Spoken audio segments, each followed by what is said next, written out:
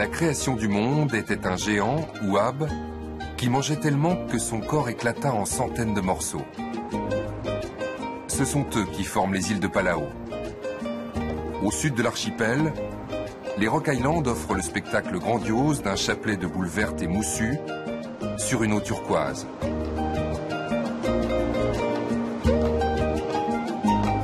Un site intégralement protégé. Certaines îles sont même fermées au public depuis plus de 50 ans. Il en reste bien assez pour jouer aux explorateurs. Et pour cela, rien ne vaut le kayak de mer. Ken est natif de Palau. Il guide les touristes dans ce dédale d'îlots depuis 5 ans.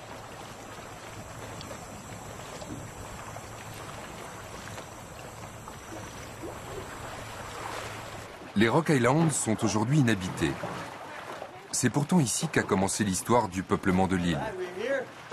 La grotte de l'ancien village Palawan témoigne de cette histoire commencée 1000 ans avant notre ère.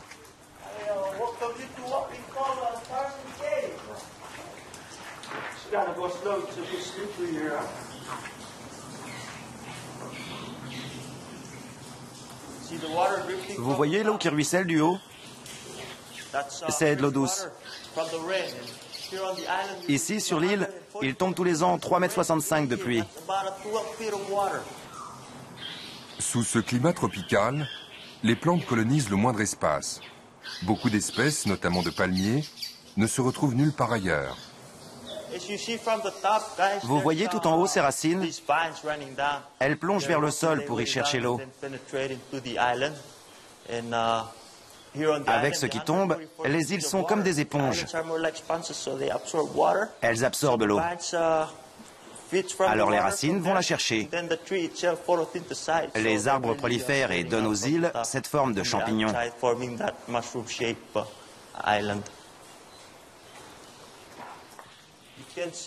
Maintenant, en voyant cet amas de rochers, il faut que vous gardiez à l'esprit qu'il y a de cela des centaines d'années, ces roches étaient en haut et formaient un immense toit. Ça faisait un très bel abri pour se protéger de la pluie. C'était aussi très bien pour se défendre de l'extérieur, parce que les îles sont escarpées et leurs parois abruptes.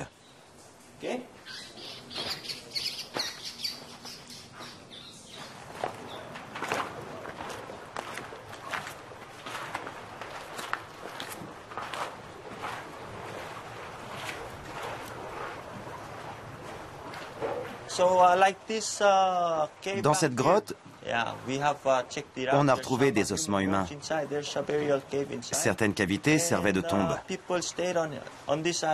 Les hommes qui habitaient ici tiraient leur nourriture de la mer. Et puis, progressivement, ils ont réalisé qu'il y avait plus au nord des îles plus grandes, plus favorables aux cultures. C'est comme cela que s'est fait le peuplement de Palau. D'ici, au sud de l'archipel, vers le nord.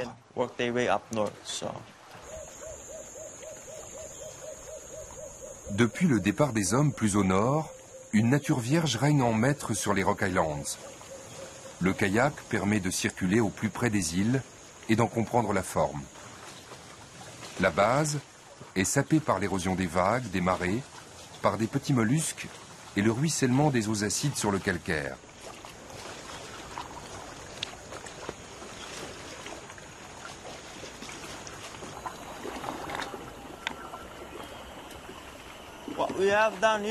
Ici, on peut voir le fuselage d'un chasseur Zero. Il a été descendu pendant Desecrated One. Desecrated One est le nom de code d'une attaque aérienne menée par les Américains en 1944.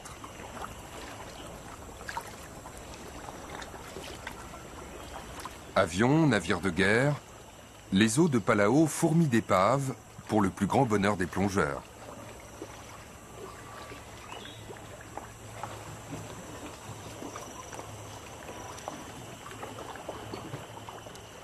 On a du mal à imaginer que ces paysages idylliques ont été le théâtre de combats acharnés. Après avoir été une colonie allemande jusqu'à la fin de la Première Guerre, Palau est passé sous domination japonaise. En 1944, les Américains ont débarqué au sud du pays. Un combat aussi meurtrier que stratégiquement inutile. Depuis, les traces du conflit achèvent de rouiller un peu partout dans les Rock Islands.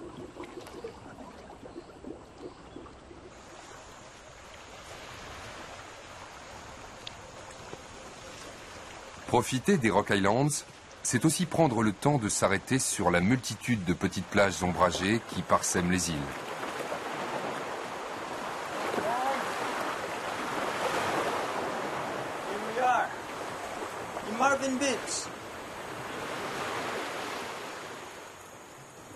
Les touristes ne sont pas les seuls. Les habitants de Palau viennent fréquemment y passer le week-end. Quelques poissons, une poêlée de concombres de mer et farniente. Pour Ken, le guide, c'est aussi le moment de succomber à son plaisir favori. Energy bag. Son remontant dans le petit sac qui ne le quitte jamais, c'est le bétel, que presque tous les Palauans chiquent à longueur de journée. Une petite noix d'arec, un peu de chaux provenant de la poudre de corail et quelques autres ingrédients. Et ça, c'est du tabac. Pourquoi est-ce que tu rajoutes du tabac? C'est juste pour ajouter du goût. Autrefois, ils mettaient seulement une feuille de menthe poivrée. Ça, c'est l'amande poivrée? Oui, c'est ça qui donne la couleur rouge.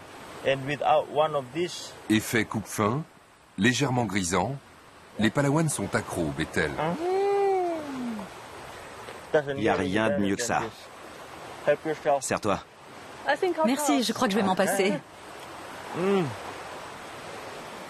Je sens que le jus arrive.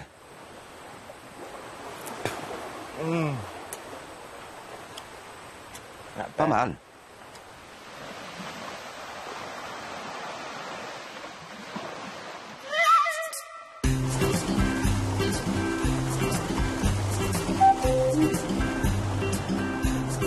Mais l'essentiel des touristes vient à Palau à la recherche d'autres sensations. Ici, le sport roi, c'est la plongée sous-marine dans le décor majestueux des Rock Islands.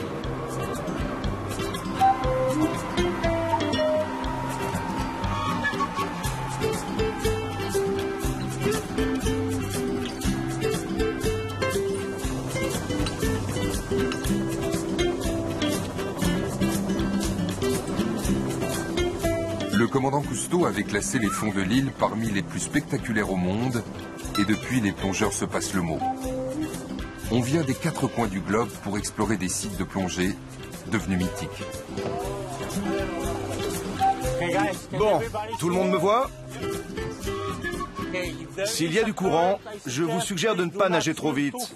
Laissez le courant vous porter. Et vous verrez, le tombant est réellement superbe. Tim a près de 1000 plongées à son actif dans les eaux de Palau. Et avant d'être moniteur, il surveillait l'espace naturel des Rock Islands en tant que ranger. N'oubliez pas de regarder au fond, on ne sait jamais. Vous aurez peut-être la chance de voir passer quelque chose de beau. Ok, la piscine est ouverte.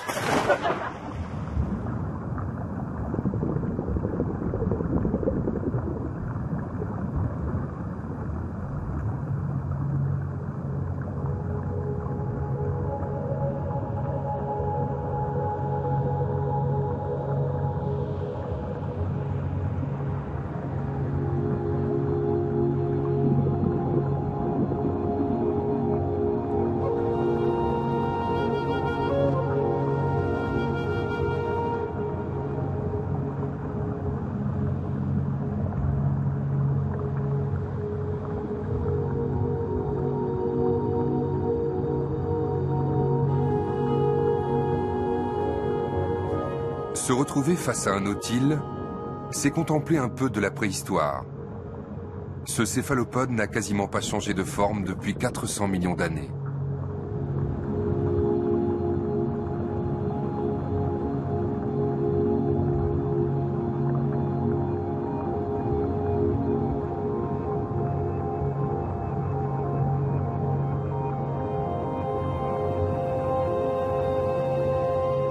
Pointe blanche, requin gris de récif, aussi inoffensifs qu'un Napoléon pour les plongeurs, les squales sont protégés dans les eaux de Palau et l'on vient ici pour les observer.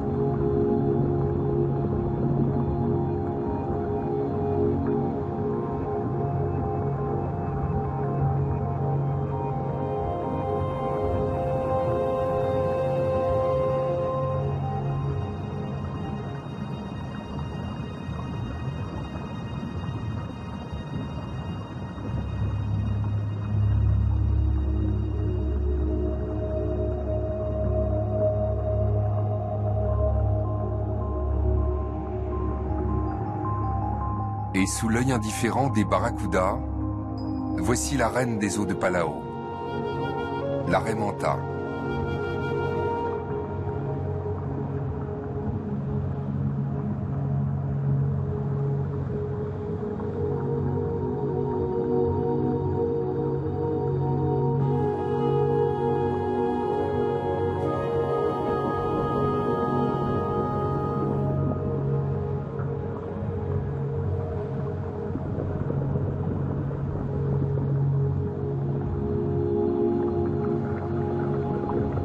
Pour observer cette géante débonnaire, il suffit de se poster sur son lieu de nettoyage.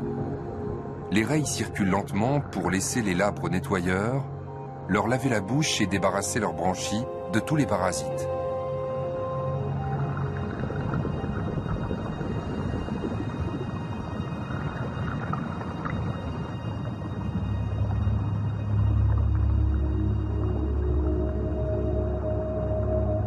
Cette richesse sous-marine, la remarquable préservation de Palau, ne s'explique pas seulement par les lois récentes de protection des espaces naturels.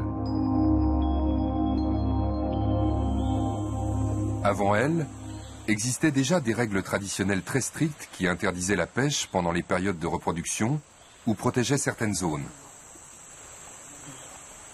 Ainsi, l'île de Némélis est la propriété des chefs traditionnels. Seule la plage est ouverte aux touristes. Depuis 6 mois seulement. C'est là que le groupe de plongée de Tim s'est arrêté pour se reposer. On a été étonnés avec Guillaume là, parce qu'on a vu quand même pas mal de pays, en particulier la région de Bornéo, qui est quand même une forêt primaire aussi. C'est désastreux. Et là, on a l'impression que la nature n'est pas touchée. Vraiment, c'est conservé tel quel. Nos ancêtres protégeaient la nature.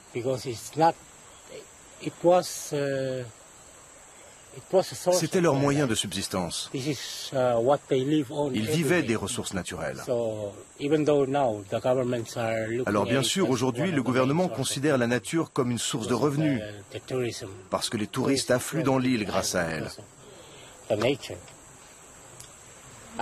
Mais avant cela, nos ancêtres avaient déjà fait des choix avisés en la protégeant.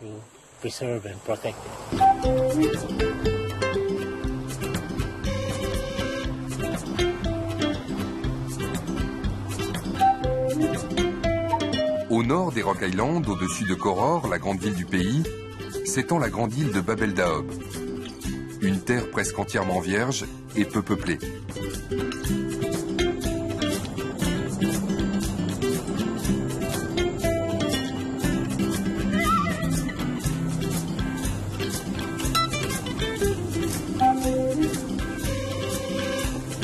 C'est ici qu'a choisi de s'établir Francis Toribiong, une figure de Palau.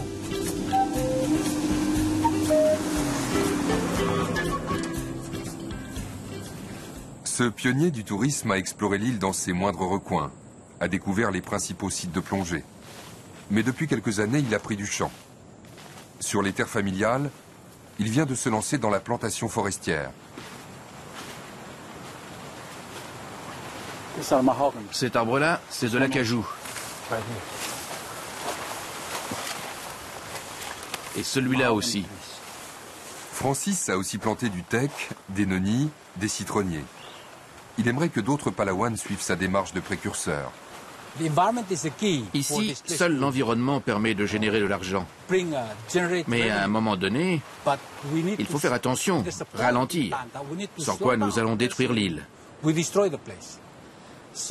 J'ai été partie prenante de l'industrie de la plongée et je le suis toujours. Et je vois bien qu'on ne peut pas continuer à faire venir toujours plus de monde pour plonger. Ça ne marchera pas. C'est pour ça que j'ai décidé d'essayer autre chose, planter des arbres. C'est un projet à long terme et j'espère que ça marchera.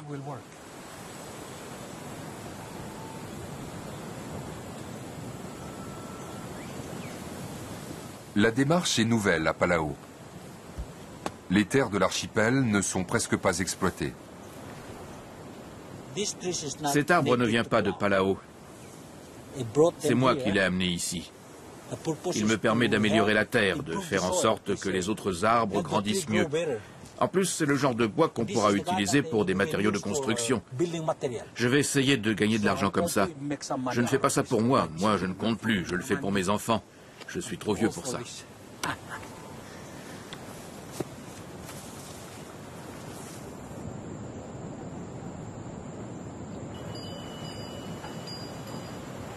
Francis s'est établi à côté de sa plantation.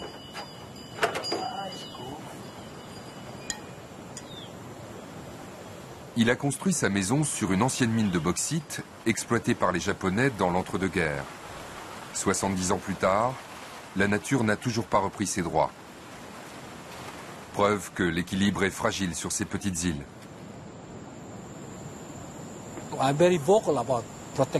Je parle beaucoup de la protection de l'environnement. Mais en prenant de l'âge et en comprenant la vie, je pense que c'est surtout la pauvreté qui est une ennemie de l'environnement. Si notre économie ne s'améliore pas, les gens essaieront de survivre par tous les moyens. Si quelqu'un leur offre beaucoup d'argent pour détruire ce lieu, ils le feront. C'est pourquoi j'essaie de montrer qu'il y a d'autres façons de gagner de l'argent, de survivre tout en améliorant l'environnement. Je pense que les deux peuvent aller de pair. La voie est étroite. Voici la nouvelle capitale de l'île, Melekeok, un pastiche de capitole au cœur de la jungle, financé et construit par les Taïwanais. Très loin des préoccupations environnementales de Francis.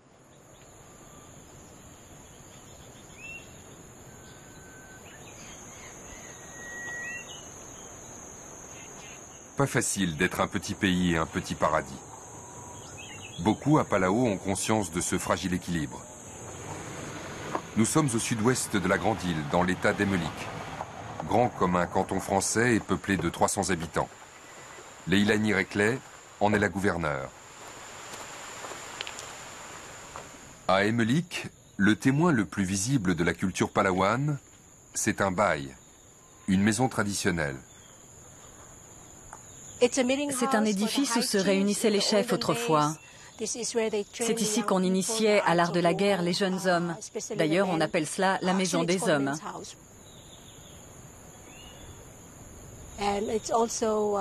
On l'utilise pour les événements importants. Lorsqu'un village vient visiter le nôtre, on loge les gens dans cette maison communautaire. Il y en avait beaucoup autrefois. Il ne reste quasiment plus de ces maisons traditionnelles. Elles ont été détruites par le temps, les intempéries, l'oubli.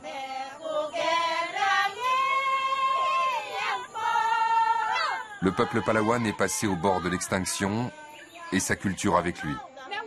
Ils ne sont plus qu'une vingtaine de milliers. Avant l'arrivée des Européens et leurs maladies contagieuses, ils étaient près de 80 000.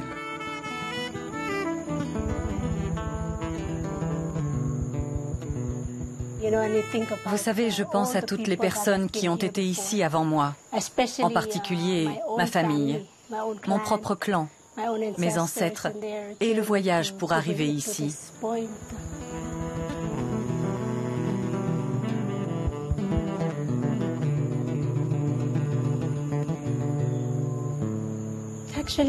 Ce que je ressens, en fait, C'est un sentiment très profond, de tristesse presque, mais aussi de fierté.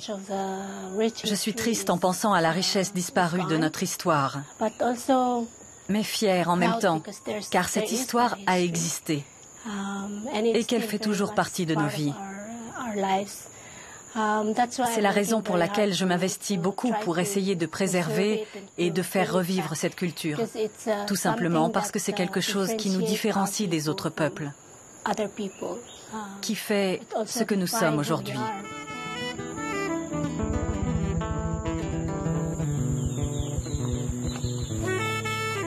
L'état d'Emmelik est aujourd'hui largement dépeuplé. Là où existaient des villages, des cultures en terrasse, se dresse aujourd'hui une jungle primaire quasiment impénétrable. C'est là que Leilani mène ses recherches sur la trace de ses ancêtres.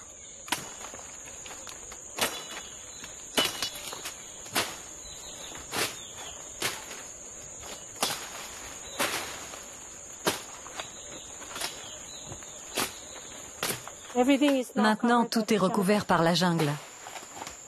C'est bien d'un côté, mais de l'autre, c'est un peu difficile de distinguer ce qui reste. Il faut croire que c'est un juste retour des choses pour tout ce que nous faisons à l'environnement. La jungle réclame son dû.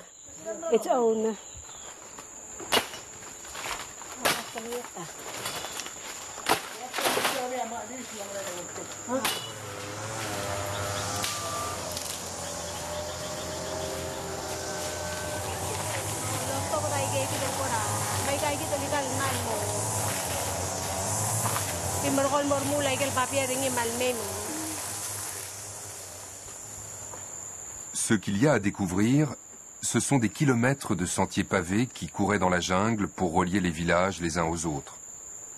De ceux-ci, ne restent que les plateformes de pierre sur lesquelles se dressaient les bails. Au fil des ans, tout a été recouvert. Autrefois, les chefs imposaient ce qu'on appelle mandli, une corvée de nettoyage. Cette zone était constamment nettoyée.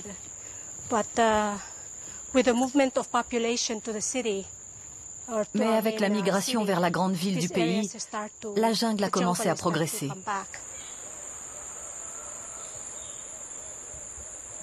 Tout un pan du patrimoine reste encore à sauver. Le rêve de Leilani, voir un jour des touristes circuler dans la jungle, sur les sentiers dégagés de ses ancêtres.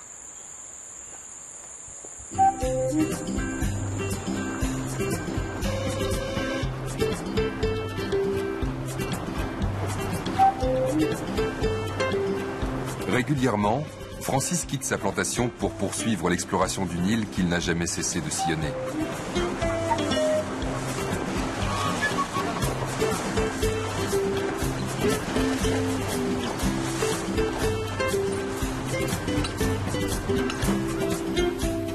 Nous sommes à Kayangel, un atoll au nord de Palau.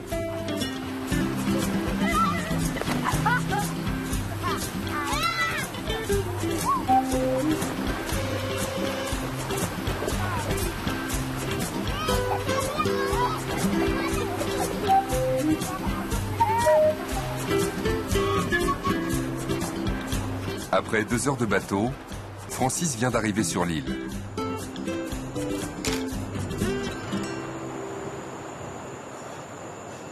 Kayangel, c'est un petit condensé du mode de vie des Iliens.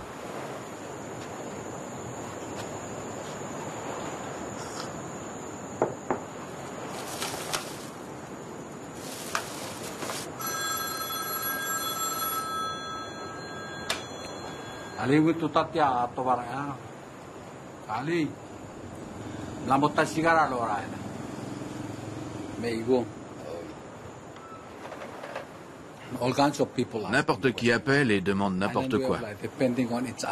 C'est typique du mode de vie sur les îles, où on dépend tous les uns des autres.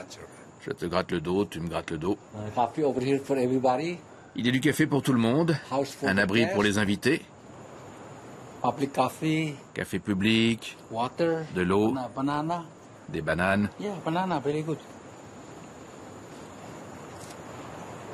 Elles viennent de l'île. On ne les vend pas parce qu'elles s'abîment très rapidement. Elles sont succulentes, mais seulement quand elles sont fraîches. Seuls les gens d'ici peuvent en profiter. Dommage que tout le monde ne puisse pas y goûter. Une soixantaine de personnes vivent à demeure sur l'île. L'école ne compte plus que 16 élèves.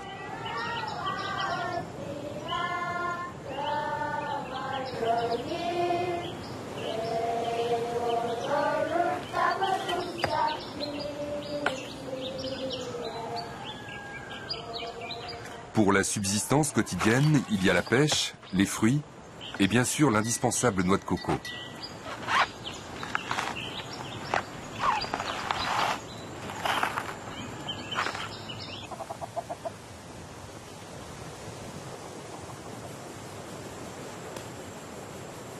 La seule réelle activité économique de l'île, c'est la fabrication du tadao, la chaux, indispensable ingrédient pour chiquer le bétel.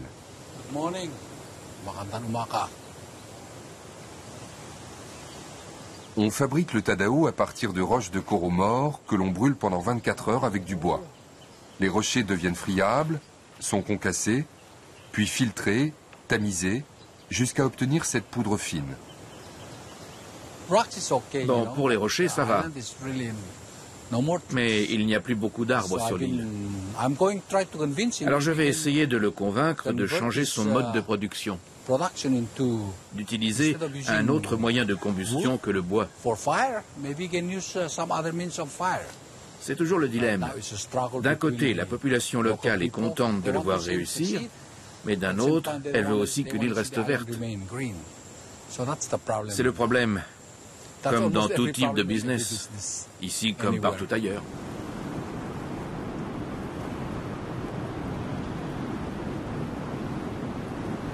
Avec son lagon poissonneux protégé par une barre de corail, Kayangal offre à ses habitants un cadre idyllique. Ce n'est pas si facile de vivre au paradis. Ici, vous dépendez de la nature. Aux yeux d'un occidental, ça semble très romantique, mais c'est une vie difficile. Il faut se lever très tôt le matin pour aller à la pêche, nourrir les enfants. Les femmes doivent aller travailler dans les champs de taro pendant près de 8 heures si elles veulent assurer la subsistance de leur famille. La majorité des habitants veulent aller à Koror. Actuellement, seulement une soixantaine de personnes vivent à Kayangal sur une population proche de 500 habitants. Vous voyez, très peu de gens restent ici. Ils aiment leur île natale, mais la vie y est dure. Koror, la grande ville de Palau. 13 000 âmes sur les 21 000 que compte l'île.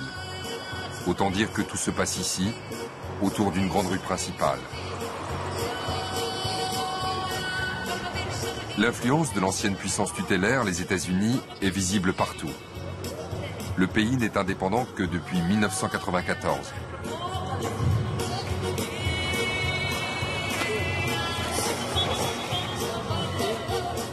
L'île a peu de ressources naturelles.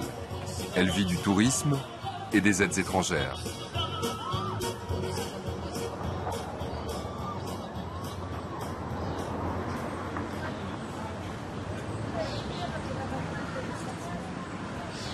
Beaucoup de jeunes Palauans iront faire leurs études universitaires à Hawaï, Guam. Certains tenteront leur chance à l'étranger, quittant leur petit paradis natal.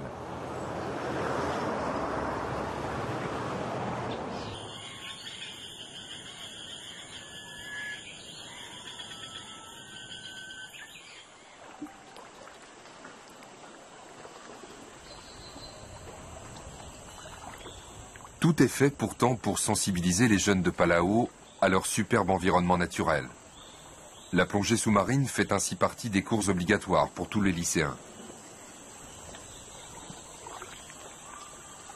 Navot est installé à Palau depuis plus de 15 ans et gère un des principaux centres de plongée. Il assure la partie pratique de l'enseignement aux jeunes et essaie de transmettre son attachement à la préservation des Rock Islands. Il sait notamment la fragilité des polypes ces animaux qui forment le corail. Il y a 10 ans, il s'est passé quelque chose qui continue à se dérouler aujourd'hui encore ailleurs dans le monde. La température de certaines zones a augmenté. Et ce qui se passe dans ces cas-là, c'est que les polypes meurent. Et lorsque ça se produit, le corail perd sa couleur. Normalement, de quelle couleur sont les coraux? Rose, bleu, rouge, parfois même tout jaune, n'est-ce pas? Eh bien, lorsqu'il y a ce qu'on appelle un blanchiment, le polype meurt et très vite le corail devient blanc, d'un blanc extrême. Ça signifie tout simplement qu'il est mort.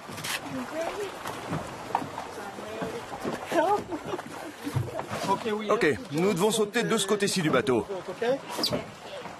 Prêt? Allez, c'est parti!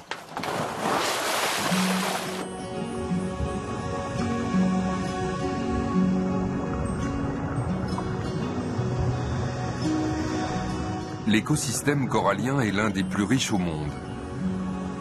On estime qu'il abrite 1400 espèces de poissons qui y trouvent refuge et nourriture.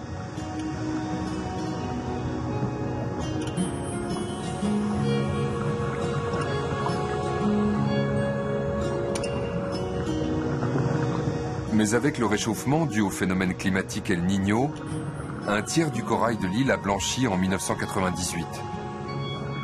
Heureusement, bien protégé, il a progressivement regagné du terrain.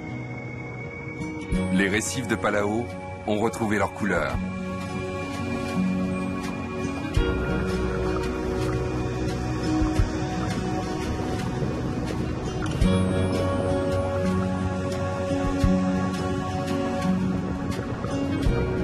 Pour protéger plus encore ce patrimoine, Palau a lancé une initiative avec les pays voisins. Avec le Micronesia Challenge, les États micronésiens s'engagent à protéger d'ici 2020 le tiers des ressources marines au voisinage des côtes.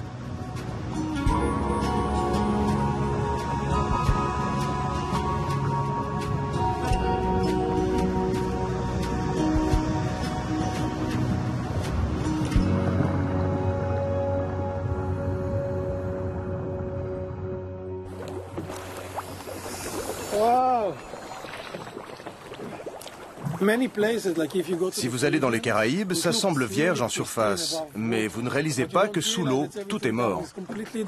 La plupart des gens ne plongent pas et n'ont donc aucune idée de ce qui se passe en dessous.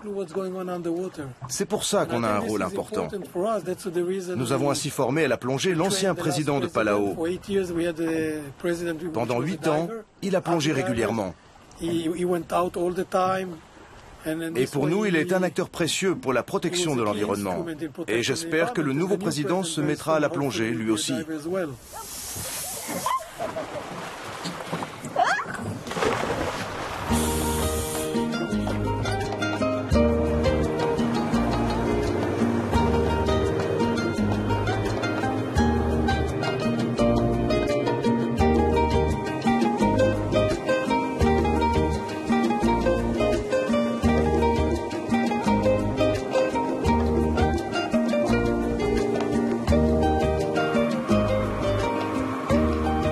Aussi fragile que le corail, une étrange curiosité se niche au cœur des Rock Islands. L'île de Mecherchar abrite un lac marin. Il y en a une 50aine d'autres à Palau, mais celui-ci est le plus connu.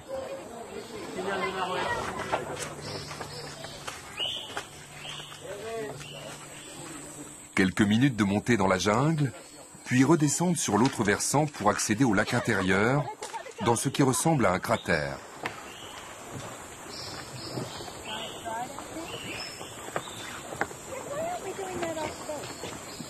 Une eau translucide à 31 degrés. Rien que de très banal à Palau. Mais en plongeant la tête sous l'eau, c'est un tout autre univers que l'on découvre.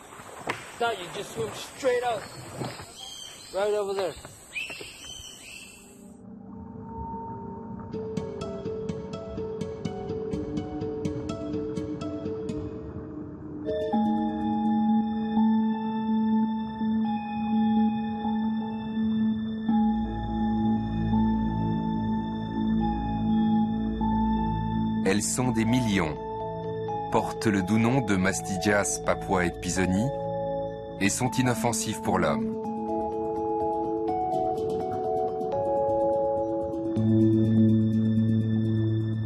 a 10 000 ans, ces méduses ont été isolées de leurs congénères du lagon et ont trouvé dans ce lac des conditions de développement idéales.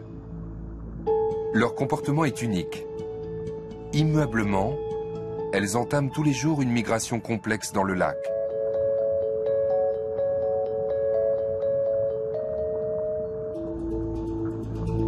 Par millions, elles suivent les rayons du soleil dont elles ont un besoin vital, tout en évitant les parties du lac peuplées d'anémones qui leur sont fatales. Ces particularités intriguent depuis des années les chercheurs. Sharon Patrice, biologiste, se consacre au Jellyfish Lake, le lac aux méduses, depuis 2006. Elle partage son terrain d'étude avec les touristes, ce qui ne va pas toujours sans problème.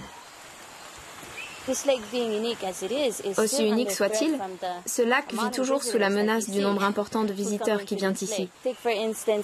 Par exemple, nous pensons que ce sont eux qui ont introduit dans le lac une espèce invasive d'anémone. C'est une espèce qu'on appelle Aiptasia. Elle est aussi appelée la peste des aquariums.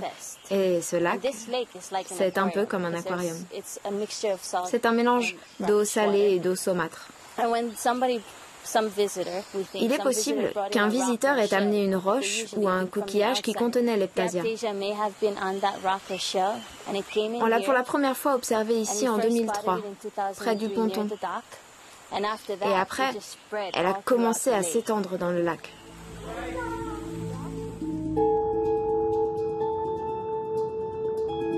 En 1999, les méduses avaient complètement disparu. On a bien sûr pensé aux touristes, aux crèmes solaires qui auraient pu les empoisonner, mais les scientifiques ont fini par trouver la clé de l'énigme. Comme pour le corail, c'était El Niño le coupable. La température a bondi à 34 degrés et elles ont entièrement disparu. Mais ensuite, la température est redescendue. Une fois qu'elle est redevenue normale, les larves ont pu proliférer et donner naissance à de nouvelles méduses.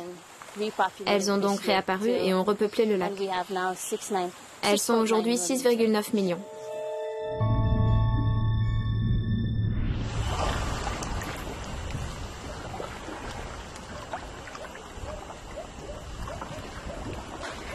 Fin de journée pour Ken et les deux touristes qu'ils guident dans les Rock Islands.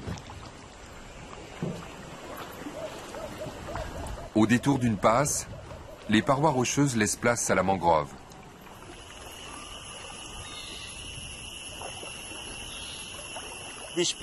On appelle cet endroit Long Lake. C'est un chenal étroit entre les mangroves. Elles permettent de filtrer l'eau. Et c'est ce qui explique sa clarté. C'est une frayère pour les poissons. Les alevins viennent ici car ils sont protégés des prédateurs. Ils grandissent à l'abri et une fois qu'ils sont en mesure de se nourrir ailleurs, ils quittent la mangrove.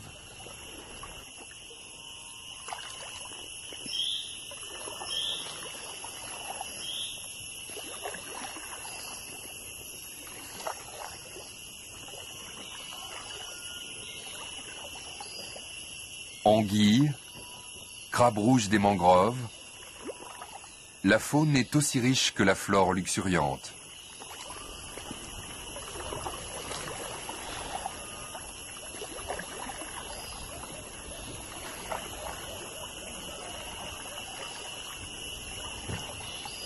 Si vous avancez lentement et calmement, vous aurez peut-être la chance de voir des crocodiles d'eau de mer.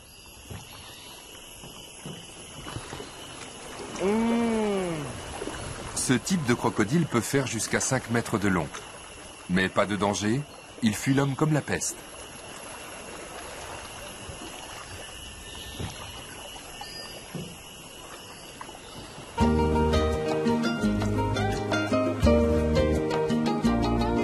Le voyage se termine à la tombée du jour sur l'île d'Oolong.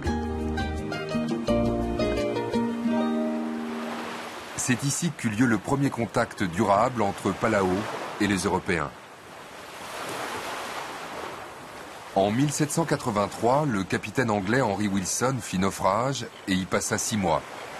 accueilli comme un hôte de marque par les Palawans.